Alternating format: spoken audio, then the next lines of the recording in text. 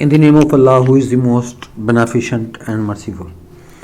Students आज हम chapter number 17 का लास्ट लॉन्ग क्वेश्चन करने जा रहे हैं and its name is hysteresis loop. Students अगर आप इसके मीनिंग को देखें, हिस्टोरिसिस ग्रीक वर्ड है स्टूडेंट्स, और इसका मीनिंग होता है lags behind, lagging behind, lags behind, पीछे रहने को आप कहते हैं, और लूप आप जानते हैं क्लोज पाथ को कहते हैं। तो हिस्टोरिसिस लूप यहाँ से हमें ये नज़र आता है कि लैग्स बिहाइंड और लूप क्लोज पाथ। अब इसकी डेफिनेशन पे आए तो स्टूडेंट डेफिनेशन इसकी ये है, the flux density versus the magnetisation of the specimen for the various values of the magnetising current of the solenoid is plotted by CRO। यानी CRO की ये स्टूडेंट्स हायर क्लासेस में, MSc क्लास में ये experiment भी है जिसमें हम सोलोनाइड के अंदर, सोलोनाइड आप जानते हैं कि हार्ड एक कॉइल होता है और उसके अंदर आप एक स्पेसिमन को रखते हैं और फेरोमैग्नेटिक मटेरियल के लिए आप ये हिस्टोरिसिस लूप ड्रा करते हैं। पैरा के लिए स्टूडेंट्स नहीं होती, डाया के लिए नहीं होती, फेरोमैग्नेटिक सब्सटेंसेस के लिए आप इसको यूज़ करते हैं।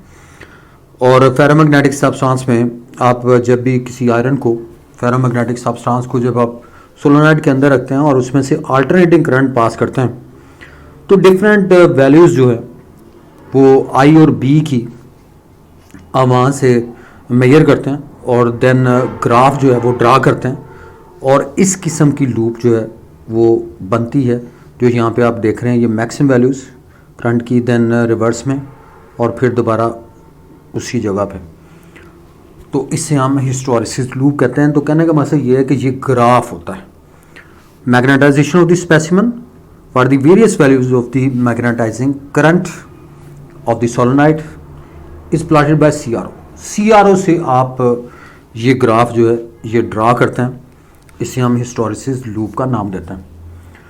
अब स्टूडेंट्स आपको ये कंफर्म होना चाहिए कि to investigate the ferromagnetic material, a bar of that material such as iron is placed in an alternating current solenoid. When the alternating current is at its peak value, it fully magnetizes the specimen in one direction, and when current is at its negative peak, it fully magnetizes in opposite direction. अब देखिए ये students हम solenoid की बात करेंगे तो ये हमारे पास फर्ज करेंगे ये सोलोनाइड है स्टूडेंट्स, ये सोलोनाइड है और इसको आप एक अल्टरनेटिंग सोर्स से आप इसको कनेक्ट कर देते हैं। ये अल्टरनेटिंग सोर्स है हमारे पास, इसके साथ अगर आप इसको कनेक्ट कर दें और इसके सोलोनाइड के अंदर हमने एक स्पेसिमन, एक पीस ऑफ आयरन, ये हमने इसके अंदर रखा हुआ। अब अल्टरनेटिंग करंट इसमें से पास हो रहा है तो डेफिनेटली आप ये कहेंगे कि ये अल्टरनेटिंग करंट है जिसके दोनों साइकिल्स हैं, पॉजिटिव भी और नेगेटिव भी। अब देखिए करंट जब अपनी ये वाला पॉजिटिव साइकिल कंप्लीट करता है करंट, तो इसमें आप ये कहेंगे कि जो मटेरियल इसके इनसाइड रखा हुआ है सोलोनाइड के अंदर, तो ये इसकी मैग्नेटाइजेशन जो है इसकी मैक्सिमम हो जाएगी इन वन डायरेक्शन, यानी एक डायरेक्शन। ये पॉजिटिव साइकिल है, यानी करंट जब ये कंप्लीट करेगा पॉजिटिव साइकिल, यानी करंट, अल्टरनेटिंग करंट की बात कर रहा हूँ, AC करंट, तो देन इट्स मैग्नेटाइजेशन इस स्पेसिमन की ये in one direction fully magnetize हो जाए। और फिर नेक्स्ट में जब ये रिवर्स होता है इस पॉइंट पे ये मैग्नेटाइजेशन जो है ये ज़ीरो को शो करता है। मैं जनरली बात कर रहा हूँ, अभी मैंने इस पर्टिकुलर केस में नहीं डिस्कस किया, जनरली कि इस जगह पे मैग्नेटाइजेशन ज़ीरो हो जाती है क्योंकि I की वैल्यू यहाँ पे ज़ीरो। और उसके बाद जब ये नेगेटिव पीक पे पहुंचता है नेगेटिव साइकिल में, तो देन नेगेटिव पीक में क्या होता है कि it fully magnetises the specimen in opposite direction. तो अपोजिट डायरेक्शन में ये फुली मैग्नेटाइज करता है। तो स्टूडेंट्स यहाँ से हम अल्टरनेटिंग सोर्स को यूज़ करते हैं, ये कंफर्म होना चाहिए। स्पेसिमन को सोलोनाइड के अंदर रखते हैं तो डिफरेंट वैल्यूज़ I और B की हम यहाँ से मेजर करते हैं। I और B की डिफरेंट वैल्यूज़ के लिए वो आप CRO के साथ अटैच कर दें और CRO से आप ग्राफ जो है वो इस किस्म का ड्रा करते हैं। इस किस्म का ग्राफ जो है वो CRO की स्क्रीन पे नज़र आता है जो यहाँ पे मेंशन किया हुआ। अब आई देखें ऑन दिस साइड है और बी जो है जिसे मैग्नेटिक फ्लक्स डेंसिटी भी कहते हैं और ये इस साइड पे, यानी मैग्नेटाइजेशन जो मैग्नेटिक फ्लक्स डेंसिटी की शेप में आप यहाँ पे वाई एक्सिस पे लेते हैं। अब स्टूडेंट्स इसकी डिफरेंट प्रॉपर्टीज़ को हम यहाँ पे शेयर करेंगे, डिफरेंट प्रॉपर्टीज़ को इस हिस्टोरिसिस लूप की। We have the first one is hysteresis.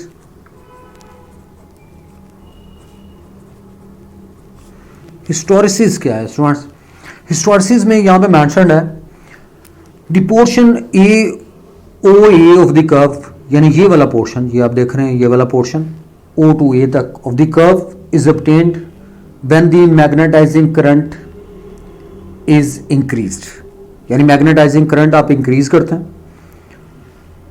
तो ये वाला पोर्शन जो है O to A तक इस कर्व का ये obtain होता है कि जब मैग्नेटाइजिंग करंट की वैल्यू जो है वो मैक्सिमम होती है यानी इंक्रीज हो रही है।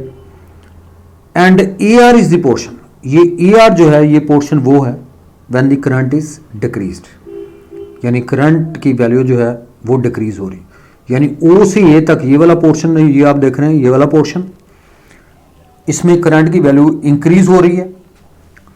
और उसके बाद आप करंट AR पोर्शन वो है कि जब value of the current is decreasing, जब करंट की वैल्यू डिक्रीज हो रही। तो जैसे मैंने शुरू में आपको बताया था कि हिस्टोरिसिस का मतलब होता है लैग्स बिहाइंड, यानी पीछे रहने के सेंस में। अब यहाँ पे आप ये कहते हैं कि इस पर्टिकुलर एक्सपेरिमेंट में इट में बी नोटेड, ये हमें नजर आता है that the value of the flux density B की वैल्यू जो है for any value of the current is always greater, ये हमेशा ग्रेटर होती है।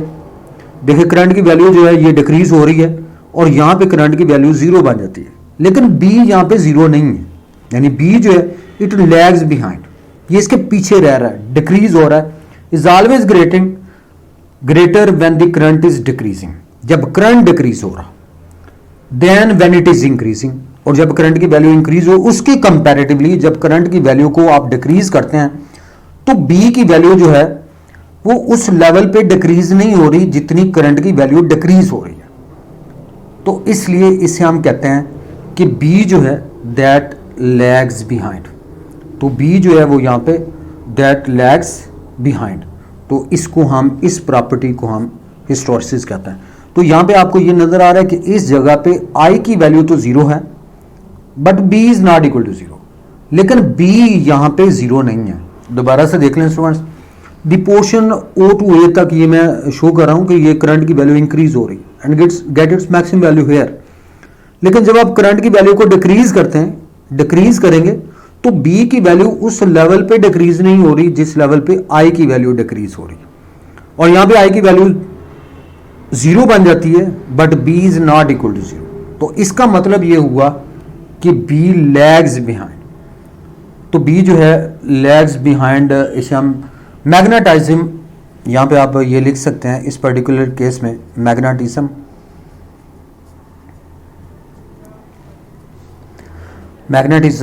lags behind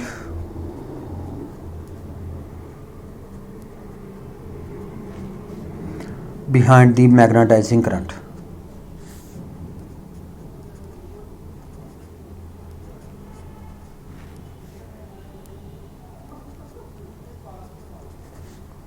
Magnetizing current. इस phenomenon को, this phenomena is termed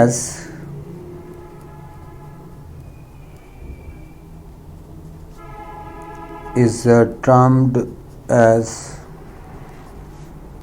या known as हिस्टोरिसिस। इसे हम स्टूडेंट्स हिस्टोरिसिस का नाम देते हैं। जैसे मैंने आपको बताया कि जब आप करंट को इंक्रीज़ करते हैं, करंट की वैल्यू इंक्रीज़ हो रही है, और आप देख रहे हैं कि जब करंट की वैल्यू को डिक्रीज़ करेंगे, यानी इस जगह पे करंट की वैल्यू मैक्सिमम, करंट की वैल्यू को डिक्रीज़ करेंगे तो B की वैल्यू जो है वो उस लेवल पे डिक्रीज़ नहीं होती, इस जगह पे करंट की वैल्यू 0 बन जाती है, लेकिन B की वैल्यू 0 नहीं है। तो इसलिए magnetism lags behind the magnetising current, और हिस्टोरिसिस का मतलब होता है लैग्स बिहाइंड। अब नंबर 2 पे आते हैं स्टूडेंट्स। Number 2 saturation.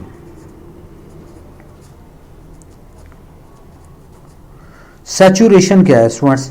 सैचुरेशन में यू मस्ट नो स्टूडेंट्स, हम नंबर 2 की बात करें सैचुरेशन स्टूडेंट्स, इसका मतलब ये हुआ कि the magnetic flux density increases from zero to maximum and reaches its maximum value at this material is said to be magnetically saturated. आप देख रहे हैं ये जीरो से स्टार्ट हो रही है और यहाँ पे बी की वैल्यू जो है ये मैक्सिमम हमें नजर आ रही है। तो यहां से आप ये कहेंगे कि इस पर्टिकुलर केस में from zero to maximum value, तो जीरो टू मैक्सिमम वैल्यू पे जब ये बी की वैल्यू मैक्सिमम हो जाती है तो देन हम ये कहते हैं कि मटेरियल जो है that is it is said to be magnetically saturated, यानी बी की वैल्यू जो है जब मैक्सिमम होती है कहां से? फ्रॉम जीरो टू मैक्सिमम, ये आपने याद रखना। From zero to maximum then the material is magnetically saturated, magnetically saturated.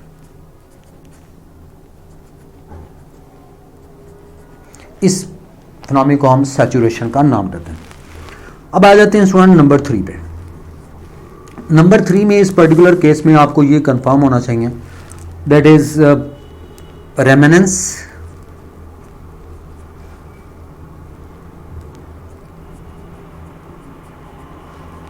और रिटेंटिविटी।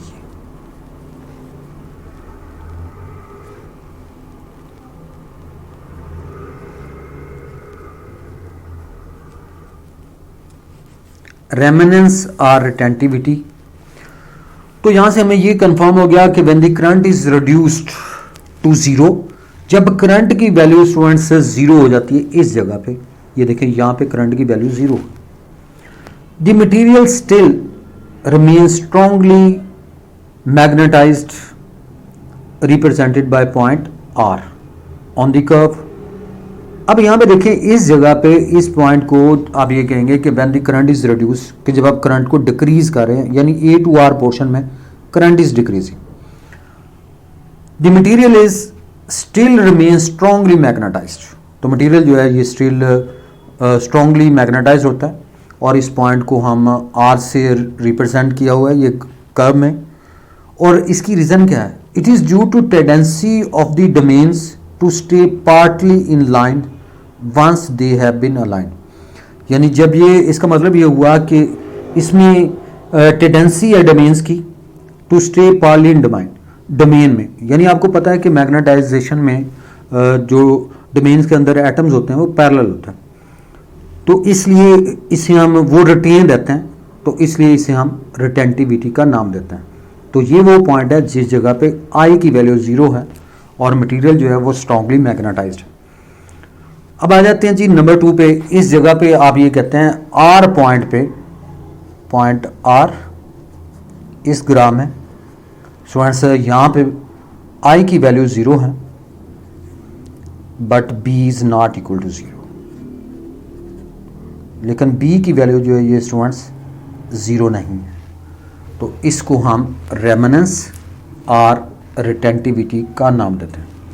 अब आ जाते हैं नेक्स्ट में स्टूडेंट्स कोर्सिविटी की बात।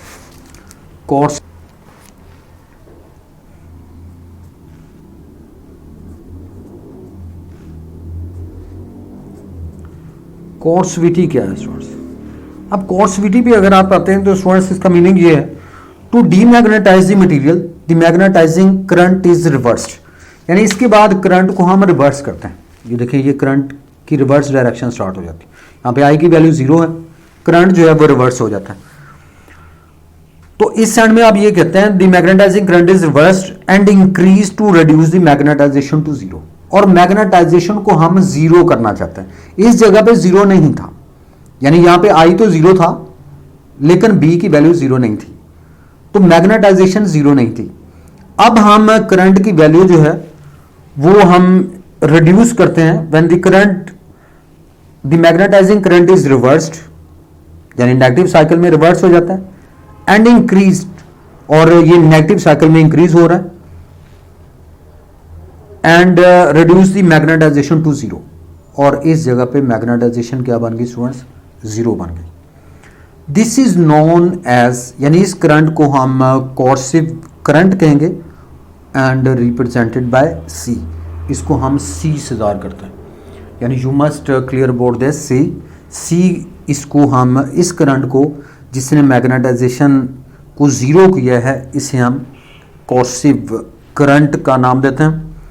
दी कोर्सिविटी फॉर स्टील वो स्टूडेंट्स ज़्यादा होती है और as compare to the iron, iron के मुकाबले में स्टील के लिए कोर्सिविटी की वैल्यू स्टूडेंट्स ज़्यादा होती है। दोबारा से सुन लें स्टूडेंट्स, हम कोर्सिविटी की बात कर रहे हैं नंबर 2 पे, नंबर 4 पे कोर्सिविटी, और कोर्सिविटी में आप इसी डायग्राम को दोबारा से देखिएगा, इस जगह पे I की वैल्यू 0 है लेकिन B 0 नहीं है।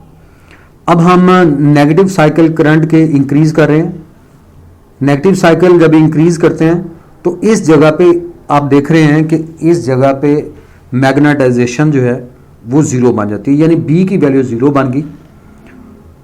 तो जो रिवर्स करंट होगा यानी नेगेटिव साइकिल में जिसने B की वैल्यू को 0 बनाया, इस करंट को हम कोर्सिव करंट का नाम देते हैं। तो दैट पॉइंट इज कोर्सिविटी, इसे हम सी से ज़ाहिर करते हैं। तो इस साइड में आप ये कहेंगे कोर्सिविटी में क्या पॉइंट होता है स्टूडेंट्स, कोर्सिविटी में आप ये कहते हैं कि इस जगह पे B की वैल्यू 0 है but I is not equal to 0, लेकिन I 0 नहीं है जैसे आपने रेमनेंस और रिटेंटिविटी में देखा था। अब आ जाते हैं जी नेक्स्ट में हिस्टोरिसिस लूप, तो हम ऑलरेडी डिस्कस कर चुके हैं कि ये ग्राफ होता है students. Once the material is magnetized, its magnetization curve जैसे आप देख रहे हैं कि नेवर पासिस थ्रू ओरिजिन, ये ओरिजिन से पास नहीं होती। It forms a close loop, ये आप देख रहे हैं ये क्लोज लूप बना रही है, ये वाला क्लोज लूप से मेंशन्ड है, ये क्लोज लूप है स्टूडेंट्स, यहाँ से स्टार्ट हुई ये यहाँ पे और वापस इसी जगह पे, तो ये क्लोज लूप है इसलिए इसे हम हिस्टोरिसिस लूप का नाम देते हैं। नेक्स्ट पे आता है नंबर 5 पे area of the loop. Area of loop, अब एरिया ऑफ लूप क्या है students, area of loop is a measure of the energy needed to magnetization and demagnetization, यानी मैग्नेटाइजेशन और डीमैग्नेटाइजेशन, अगर आप उसके लिए अमाउंट ऑफ एनर्जी की वैल्यू को डिटरमाइन करना चाहते हैं तो you just measure the area of that loop, यानी अगर आप इस लूप का एरिया कैलकुलेट कर लें या मेजर कर लें तो ये अमाउंट ऑफ एनर्जी को डिटरमाइन करेगा जितनी भी किसी भी मटेरियल को चाहिए मैग्नेटाइज और डीमैग्नेटाइज होने में। और this energy required to do work against the internal friction of the domains, यानी डोमेन्स के अंदर जो इंटरनल फ्रिक्शन है एटम्स के दरमियान, तो उसमें ये जो एनर्जी चाहिए to do work against the internal friction, this work done against the friction is dissipated as heat, इससे ये डिसिपेट हो जाती है in the form of heat and it is called hysteresis loss, इसे हम हिस्टोरिसिस लॉस कहते हैं students. दोबारा सुन students, hysteresis loop is different, hysteresis loss is different. जैसे मैंने बताया कि एरिया ऑफ द लूप को हम यहाँ पे डिस्कस कर रहे हैं और एरिया ऑफ द लूप में ये चीज मेंशन है कि area of the loop is the measure of the energy required for magnetization and demagnetization of the material, and this amount of energy is required to do work against the internal friction of the domains. This work done against the friction is dissipated as heat and it is called hysteresis loss. इसे हम students hysteresis loss कहते हैं, यानी जो amount of energy dissipate होती है। अब hard magnetic material आपने याद रखना है कि हार्ड मैग्नेटिक मटेरियल जो होते हैं ना,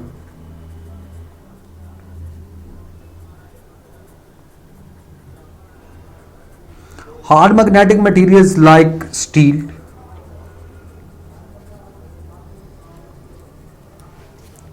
cannot be easily magnetized or demagnetized, यानी इसको आप easily ना तो मैग्नेटाइज कर सकते हैं और ना ही डीमैग्नेटाइज कर सकते हैं।